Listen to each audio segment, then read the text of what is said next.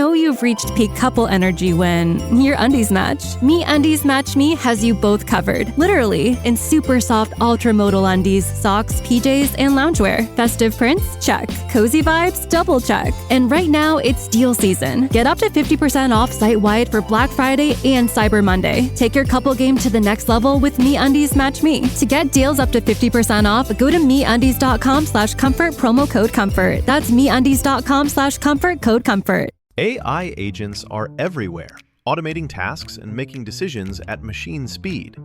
But agents make mistakes. Just one rogue agent can do big damage before you even notice. Rubrik Agent Cloud is the only platform that helps you monitor agents, set guardrails, and rewind mistakes, so you can unleash agents, not risk. Accelerate your AI transformation at Rubrik.com. That's RUBRIK.com. A young drug runner decides to take control of his destiny by pitting two rival dealers against each other. Join us as we chat about Samuel L. Jackson's Billions, kids who aren't all that street smart, and a pretentious indie movie move. Then we see if 1994's Fresh stands the test of time.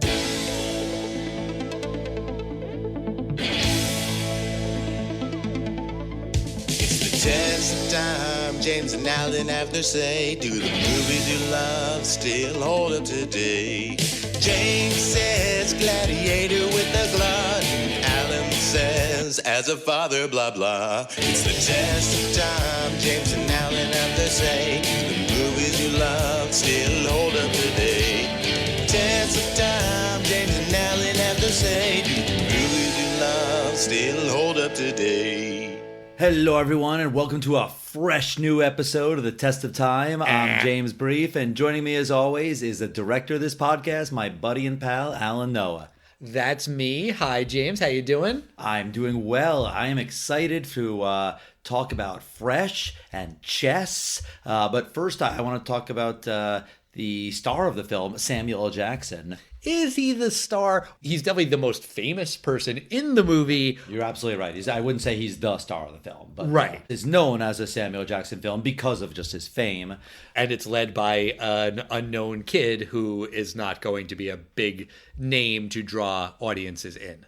Right, exactly. And this is one of the smaller Samuel Jackson films. He's been around since the 80s. Most of us discovered him in the mid-90s with, it was either Pulp Fiction or Die Hard with a Vengeance, I'd say. But then, retroactively you realized how many films he was in earlier, Coming to America and The Loaded Weapon and all these films.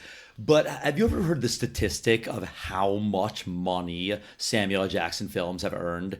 And remember that Samuel Jackson is not only a part of the Marvel films and almost every single one of them, but Star Wars? Yeah, you got Star Wars, The Incredibles, there's probably a $1 billion there. Sure. So his films have made anywhere between $15 and $27 billion. Wow. The top 10, there's only 3 films that are not Marvel films. I mean, what number 1 is, obviously. I mean, I would assume it would have to be Endgame. Right, it's Endgame, and then Infinity War, and then Avengers 1, followed by Age of Ultron.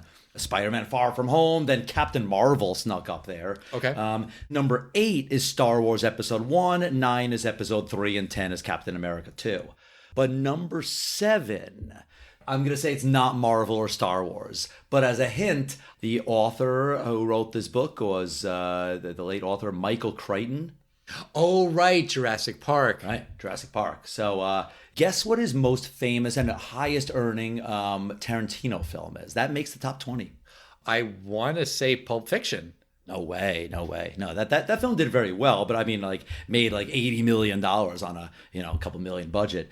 I would say this character is just so evil. He's such a bastard. He's such a bastard in this Tarantino film. I don't know. Django Unchained. Never saw it. Oh, okay. But have you ever seen Kingsman: The Secret Service? Yes, I saw the first 2, and I know there was a prequel. I'm guessing that he wasn't in that, but I enjoyed the first 2. Yeah, and then finally the movie I mentioned earlier, another huge franchise. Well, at least the first 4 films, then there was a 5th bad one. Oh, Die Hard. Die Hard, right? Yeah. I mean, the guy does comedy, he does drama, he does violence, he does action. He's an icon. And Samuel Jackson could still have his best role of his career in front of him. You know, it still just kind of pisses me off that Secret Invasion, the MCU TV show centered around Nick Fury, was so goddamn bad. They did Nick Fury and Samuel L. Jackson dirty with that show. But yeah, I mean, the guy is an amazing talent. And let's get into this movie, Fresh. So this came up because last week we were talking about Searching for Bobby Fischer, and you said that in this movie, Samuel L. Jackson plays a street hustler chess player. But the movie isn't really fully about chess. It's about a quiet but clever 12-year-old drug runner in Brooklyn named Michael, but he goes by the nickname Fresh. And Fresh runs heroin for a dealer named Esteban and crack for a man named Corky. Both Esteban and Corky respect Fresh and envision great things for him as he gets older. But Esteban is interested in Fresh's sister Nicole, and Jake, who works for Corky, shoots and kills one of Fresh's friends. Fresh then uses the lessons he's learned from his alcoholic chess master father to pit Esteban and Corky against one another. In the process, he gets multiple people killed, including his friend Chucky. In the end, Jake and Corky are dead, Esteban is arrested, and Fresh and his sister will be placed in witness protection, far from the Brooklyn projects. So this definitely was an independent movie. I got that vibe from watching it. I'm guessing this movie didn't make a ton of money in the box office. You're right, but it was also a very modest budget film. Sure. $3.5 million. It probably made a couple bucks at the end of the day, or broke even. Yeah, it was certainly not a box office smash. All right. And this movie was written and directed by Boaz Yakin. I would guess Boaz. And, he is someone that his career is launched from this. Right. And I had never heard of him before, watching this movie the other day. And I was doing some research into him, and his career is fascinating. It really is. I was curious to learn more about this guy. I ended up listening to an interview with him, and he was talking about his career. His most famous movie is Remember the Titans, which is a football movie that was a successful film, and it is what he's sort of most known for. But it's also not really the kind of movie that he apparently likes to make. I'm not really familiar with a lot of his work, but apparently he's really interested in making these kind of indie movies that don't always follow a 3-act structure. They break a lot of the rules of traditional movies, and they exist outside of conventional genres, and he self-finances these movies. And even when they're lower budgeted movies, that's still millions of dollars. So in order to finance these movies that he really cares about making, he does bigger projects where he will get a paycheck. He's also a very prolific writer. He wrote Prince of Persia, The Sands of Time, and From Dusk Till Dawn 2, Texas Blood Money, and Now You See Me. Now You See Me, a movie that I didn't know existed until like a couple of months ago when I watched it with Eli. I thought it was terrible. I hated that movie. And then I was like, oh, and there's a sequel too. They made a second one. And then we were in the theater seeing something, and there was a poster for a third one. I was like, there's a third one coming out? I didn't know that was like such a popular thing. But this guy has done a lot, and he has done a wide range of things. But I do think movies like Fresh, these are the kinds of things that he's more interested in doing than the bigger commercial projects. It's the way Spielberg said, all right, I'll do your dinosaur film, Jurassic Park, but you gotta film my World War II Holocaust films. That's a common thing. Yes, but this is different because he's doing it, one, in the studio system, gets the paycheck, and then does his own thing outside of the studio system. Sure. It's a slightly different thing, but yeah, I mean, he's able to do both. And in this interview I was listening to, he was basically just saying, look, I'm a professional. If you ask me to write a movie about magicians who rob a bank, I can do that. Is that something I really care about? Am I passionate about that kind of thing? No, but I'm a professional. I can do that. Good for him. Exactly. All right, so this movie, Fresh, I went in not knowing anything about it. Would you say you went in fresh? I don't need to say it because you said it. But I was really out of the gate just taken by the young actor who plays Fresh, Sean Nelson. He is great. He carries this movie. He is in, I think, every scene or virtually every scene. And he emotes a lot with little dialogue. He doesn't talk a ton, but you understand what he's going through. You understand what he's thinking, what he's feeling. And kind of like we were talking about last week with Searching for Bobby Fischer, when you put a kid front and center in a movie, you're asking a lot of that child. Some kids are better at it than others, let's be honest. This kid is amazing. Yeah, I immediately looked him up probably during the film, and I was kind of shocked to see that he's not as famous as he should be, just because I agree with you 100%. He was fantastic in this film. You know, there's another child character in this film, Chucky, the young man that plays him, this actor, Luis Lantigua. I think he plays him perfectly fine, but I would say the Chucky character is a little easier character for an actor to play. You know, you have to talk a tough guy, and you said it very well. A lot of Fresh's acting is nonverbal. Yeah. That's certainly what takes a talented actor. Right. And all of Chucky is verbal because he does not stop running his mouth. I kind of couldn't help but think of that thing that people used to say, and I think overuse, but that phrase, street smart. I knew a lot of people who would say that about people who weren't book smart, and they would say, well, he's not book smart, but he is street smart. Like, no, he's not book smart or street smart. He's just dumb. At least in my experience, sometimes that phrase was misused. But Fresh is street smart and Chucky is very, very street stupid because he only says the wrong things. And speaking of the maybe quieter, more intelligent, but maybe not intelligent enough, more intelligent characters, another actor that you must notice all the time is Giancarlo Esposito. Sure.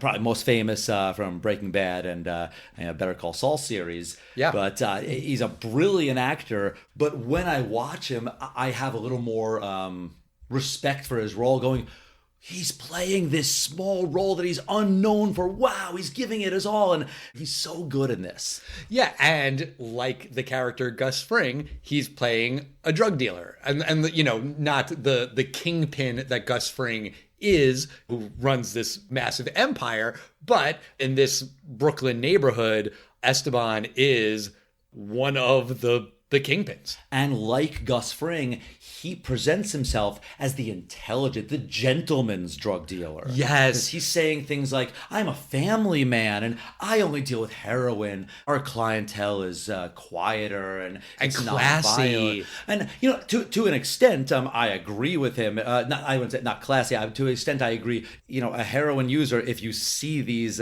poor, fortunate people on the street, they're not violent. They're passed out. You know, a crackhead or some kind of PCP, that is a terrifying person.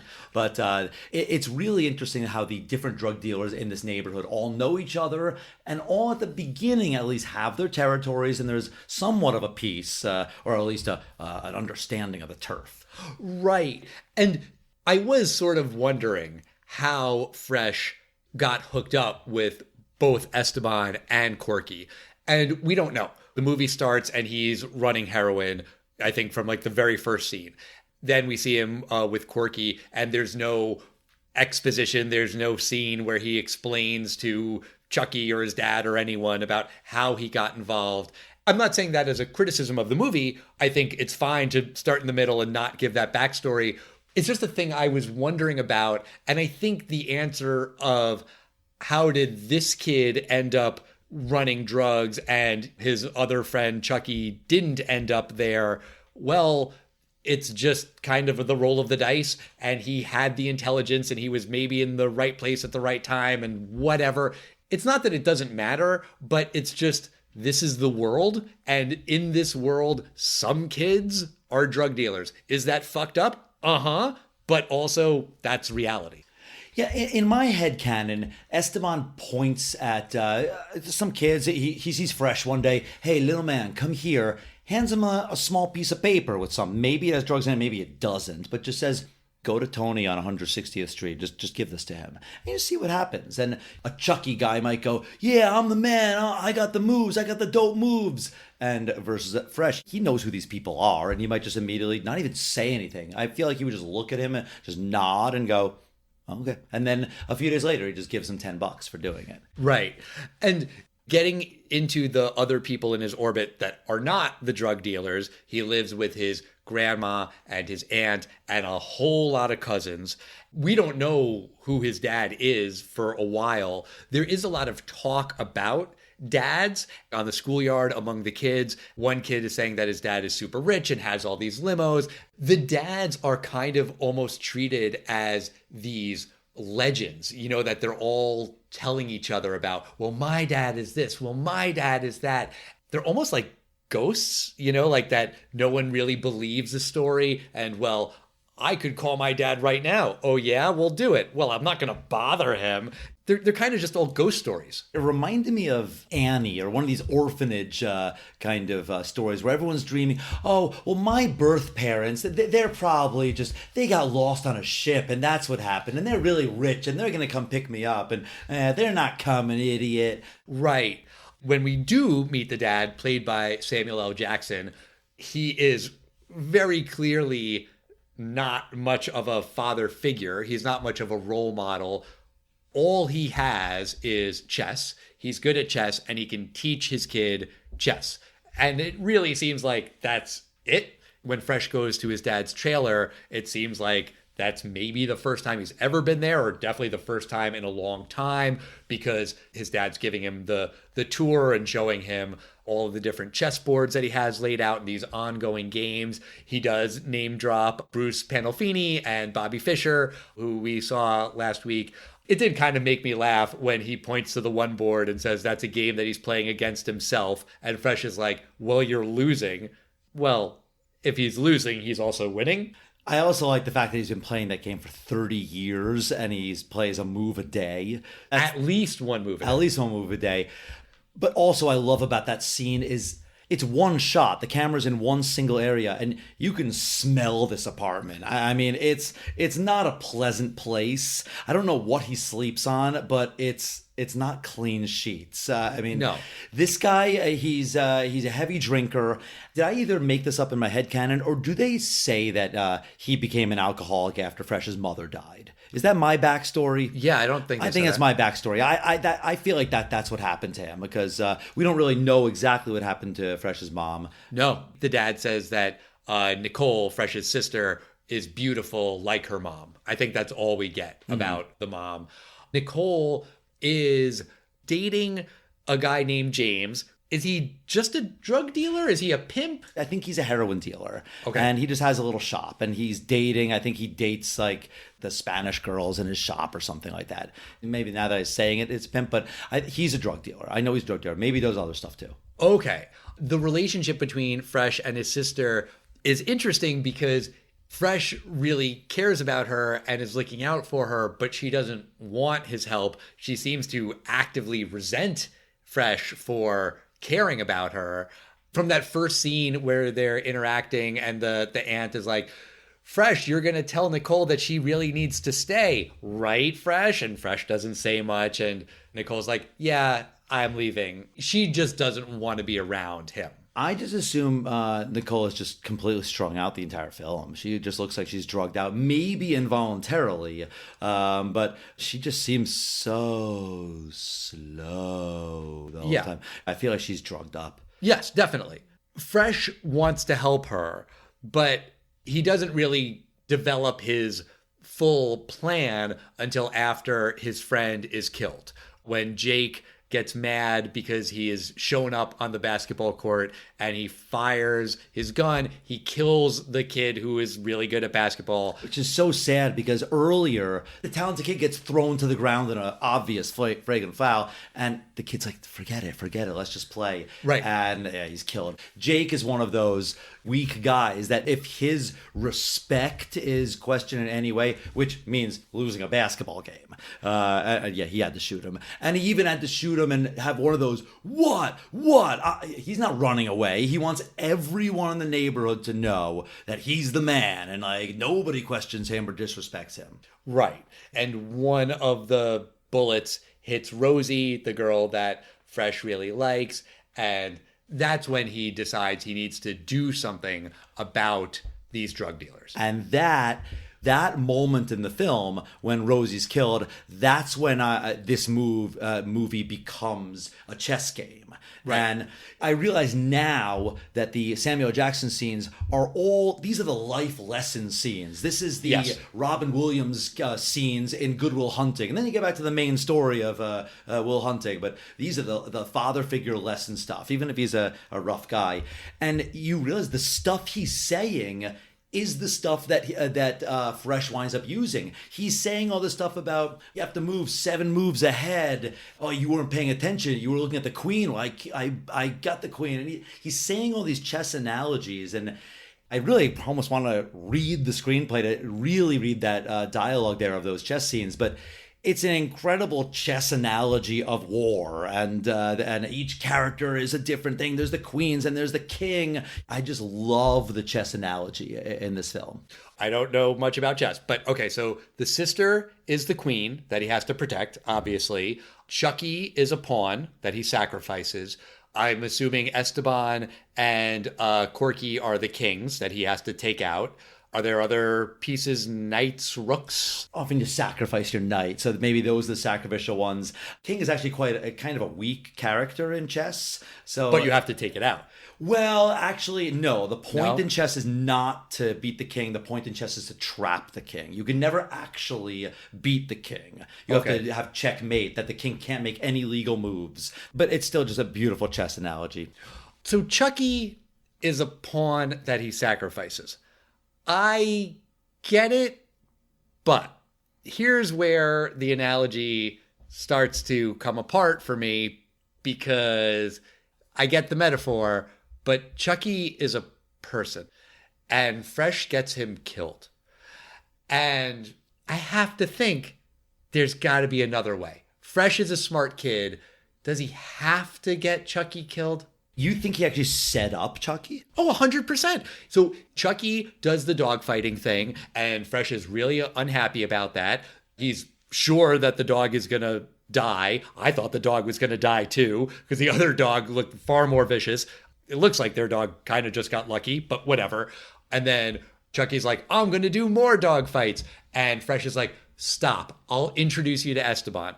He does. He brings Chucky to Esteban, and Chucky is just saying, yo, I got the dope moves. And Esteban's like, why did you bring me this loser? It's exactly how he reacts to Aaron Paul, by the way. That's how Aaron Paul's character in Breaking Bad, how he hates him at first, because he's like, why, Mr. White, would you bring this moron, this drug addict with you? It really reminds me of that. I kind of forgot that, but you're right. But afterwards, Chucky and Fresh are talking about it, and Fresh lies to Chucky. He says, oh, Esteban loved you. He can't wait to get you working for him.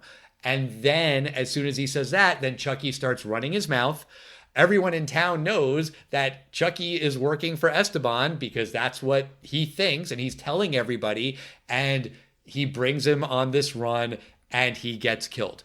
Oh, yeah. I didn't pick up on that, but I did know that it was part of his plan that Chucky would be a talker and he would have to get the word around that other people would hear it. I still don't think he meant to get him killed. I think, if anything, he maybe wanted to get him to be a big talker. But I feel like he was telling him, like, shut up, and, like, he brought a gun when you shouldn't. In any movie, when there's a robbery or something, and then one of the guys says, I brought a gun, and everyone else is like, what the fuck did you bring that for? It always goes wrong. Yes. So I don't think he meant to get him killed. When you see sacrifice, he might have brought him in just to get the to use Chucky's weakness, which is his big mouth, for his advantage. Yeah, I mean, I'm kind of getting that from one, the chess metaphor, and two, the other friend whose name I beats him forget. up. Yeah, who's like, it's your fault, you got him killed. He's kind of right.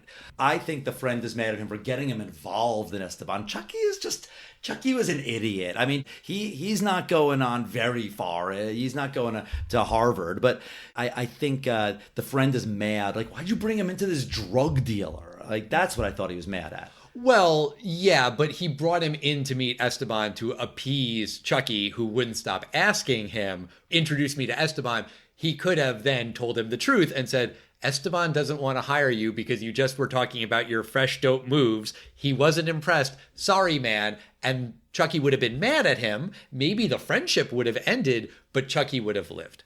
Also, not only does Fresh have Chucky killed inadvertently or not, he then very much directly kills the dog. He hangs him and then shoots him. I don't understand why he does that.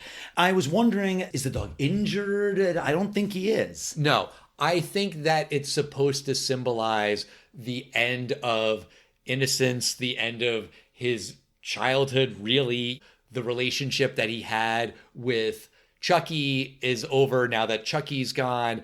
It's not super clear why he does it. And at this point in the movie, I'm thinking, is this kind of, sort of, and I don't really like using this word in this context, but I will anyway, is this movie kind of a villain origin story? Like, I don't want to call this adorable little kid a villain, but I was kind of getting some Joker vibes. The movie starts with him running drugs. He takes a turn here, like a real turn.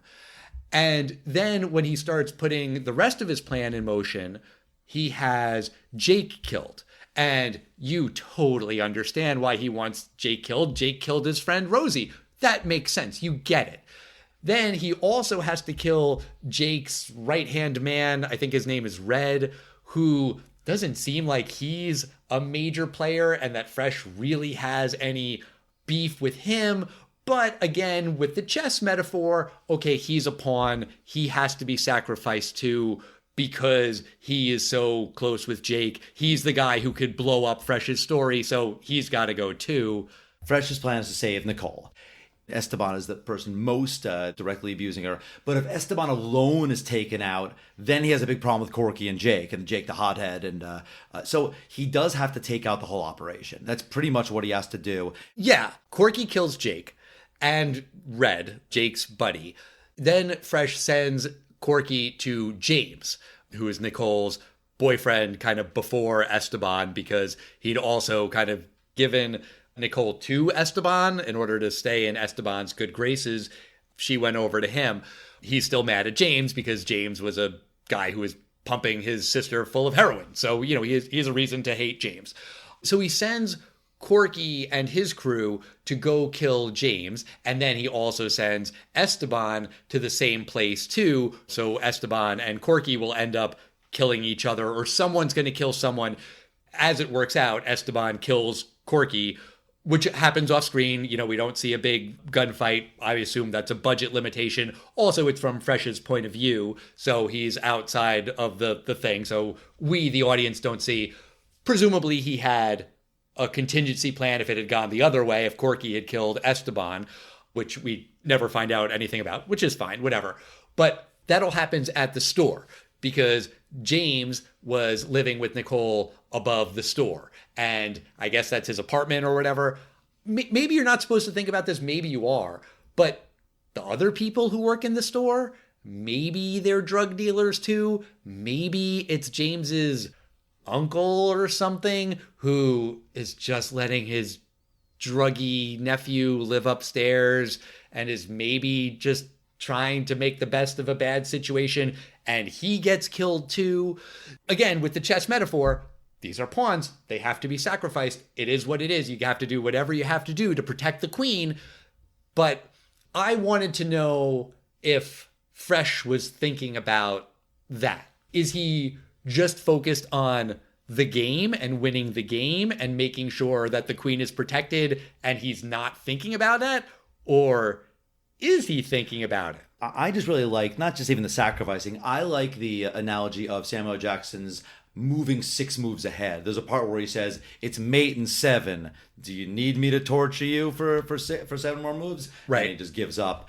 After they kill James and kill the whole store, he's like, "Let me out, man." And he goes right to a store and just says, "I need to make a phone call." We don't see this phone call. We don't hear anything. It's implied that he probably called this LAPD officer before. NYPD. Right, sorry, NYPD officer. And then he goes to Esteban's house. And also something we probably didn't see that happened off camera. Fresh has planted some evidence from some of the other murders and some drugs in Esteban's apartment. It's quick, but you do see him go and grab the guns. After the gunfight, they stash the guns in a secret compartment behind the driver's seat. And then when he's getting out of the car, he grabs something. I know what you're referring to, but I wasn't quite, I didn't even pay too much attention to that. Okay. He switched the drugs when he was with Chucky. When Esteban goes to answer the door, you do see Fresh kind of run off to the side. You don't know until later when he tells the cop, oh, he threw the gun under the bed. And then Esteban's like, what? And then the cop finds the gun and the drugs and everything that Fresh had just 2 seconds to throw it under there, which was all he needed.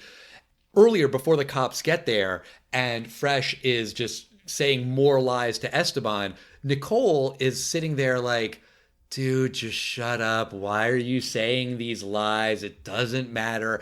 It's kind of just like standard big sister stuff, like, shut up, little bro.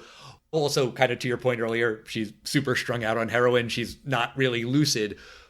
But you do see the realization on her face later. Once Esteban is let out, you see the realization on Esteban's face when he figures, oh, this fucking kid set me up and I fell for it, hook, line, and sinker. You also see the realization on Nicole's face, and she doesn't say it, but I think that it kind of ties back to a thing she said earlier in the movie. I forget the exact quote, but Fresh says to her, you can't do this to yourself. People love you. She's like, nobody loves me. He says, like, oh, the aunt loves you. Our aunt loves you. And she's like, our aunt is a saint. She loves me, but she loves anyone she meets. She loves a dog she sees on the street. And so a saint loving you, that doesn't mean anything. But then at the end, she realizes that Fresh loves her. And Fresh is pretty fucking far from a saint at this point. She doesn't know the full extent of that, but I think she gets it, that he is not a saint and he loves her, and he has gone to great lengths to protect her, and that means something to her. I agree with that analysis. One question I have for that last scene, does Lieutenant Perez know what's going on? Because even if he knows Fresh is this smart kid who set him up, he's got what he needs. That this cop, this is 25 years in jail right here. I wonder if the cop is just like, oh, well, we did find it within your jurisdiction and your fingerprints are on this gun, so I guess you're fucked. It's a really good question, James. I don't know. I could imagine that from the cop's point of view, it just doesn't matter. Fresh kind of makes a demand that he wants to be in witness protection. He specifically says, far from the projects. And the cop's like, okay, this young kid and his older sister are going to be safe, far from the hood. All right, that's a win. Now that you talk about it like that, I feel like maybe the cop did know, because Esteban's too smart. He is too smart to get caught. He's just not too smart to be outsmarted by this kid. Yeah. After that scene, Fresh goes back to the park. He sits down across the table, the chessboard from his dad, and he starts crying. You certainly can understand why this kid would be crying. He's been through a hell of a lot. And he opens his mouth to say something, and the movie ends. I kind of hate that. That really kind of pissed me off, to not even let the kid say something, anything. It felt like a pretentious indie movie move. I'm going to guess 17, 18 years old when I watched this film. I think I thought exactly the same thing. Okay, there you go. I was a little bit pissed off about it. I think Fresh deserves better. I think Fresh, the character, deserves a better ending. And honestly, I spent some time thinking about it. Like, what would have been a better ending? You don't want him to spell out, hey, Dad, I took your lessons from chess and used it to deal with my problem. My sister, Nicole, she was the queen. Like, you don't want it to be pedantic, but there's got to be something. You want to hear my pitch for a better ending? I want to hear it. The dad gets a letter from Fresh, and it says, "Hey, Dad, Nicole and I are safe, but we're going away forever. You're never going to see us again. I'm really going to miss our chess games. Set up a fifth board for you and me. Pawn to rook 8 or whatever." I don't know what the chess terminology is, but he starts a new game that he and his dad can play via the mail. He's going to keep a connection to his dad. They can continue those games. He says goodbye. If you do that ending, you don't see the kid crying, and that is a very emotionally powerful shot. I don't know, maybe you see him crying, writing the letter or something, but I like my ending better. I like ending on night to whatever. I like that and then dad's gonna set up a game that he's gonna do. His dad respects the hell out of him when he checks him for the first time. Yeah, I think he'd really love that relationship he has with his son. I think he'd almost look forward to, like, you checked him out, do I get a note from Fresh yet about his move? Yeah. And I want to know that he's okay, but if he tells me knight to rook 6, I know he's okay. Exactly. Ultimately, the dad, could not protect his kid. He could not protect either of his kids, Fresh or Nicole. But he taught Fresh how to protect Nicole, and that's as happy of an ending as he's gonna get. Yeah. You can game it out into the future.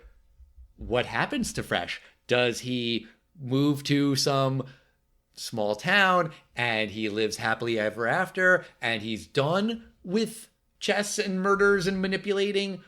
Is it hard for him to turn that off? Does he kind of go back to a life of crime? Again, kind of in the villain origin story kind of mode. Maybe he ends up with another bad crew. I think there's two options. He's either dead by 16 if he continues in that life, or he becomes, I think, a quite successful man. If he has certainly the intelligence, if he winds up in a good home, I think he will absolutely thrive. Kid needs therapy, I'm sure, but Sure. but he has the tools to be able to go on. Yes, I think the word successful is dead on. The question is he successful as a Gus Fring type drug lord kingpin, or is he successful as the manager of a chain of chicken fast food restaurants that is not a front for money laundering? Who knows? But what do you think about the movie Fresh, James? Do you think it stands the test of time? Oh, yes. I think this is a small film that most people have never heard of and seen. And I think it's a fine little film. It's not a chess film like the way The Queen's Gambit is about chess. But I really don't think you could take chess out of this film and have it be the same film. It feels like it's a chess game that we're watching. You said it from the beginning. I agree with you completely. Sean Nelson is fantastic in this film. Do we really have to say anything about Samuel L. Jackson? I mean, you have to find the film he's not amazing in. I can't think of one off the top of my head. It's a very nice film, and I do think it stands the test of time. What about you, Al?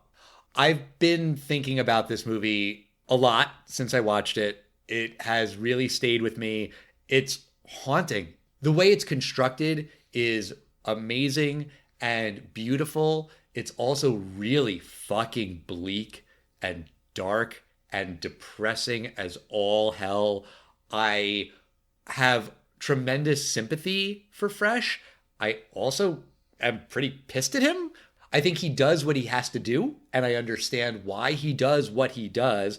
I don't know that I agree with it. I don't know that I could do the same thing.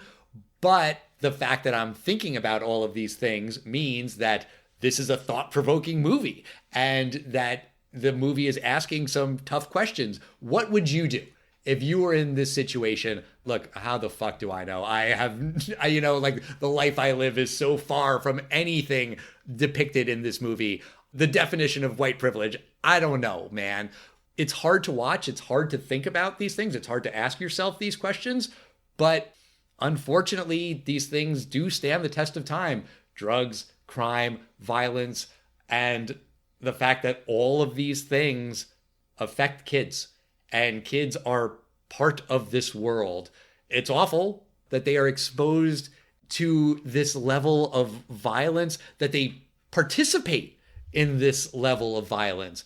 God, it's awful. I wish it didn't stand the test of time. I wish we lived in a world where I could say, hey, this doesn't stand the test of time now that we have solved drug addiction and there is no more crime and violence and shootings.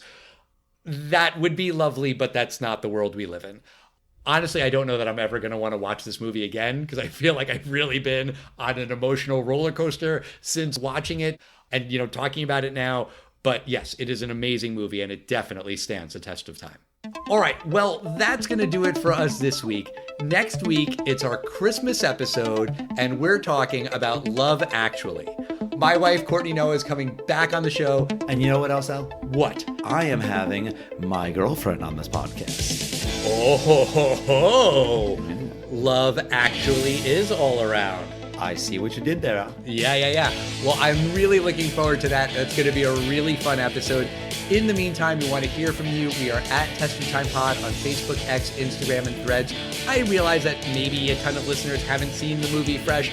I don't know how many people have gotten to the end of this episode, but if you've seen the movie, let us know your thoughts on it, what you think of the movie, the acting, the chess, all of it. And we'll see you next time, everybody. Bye.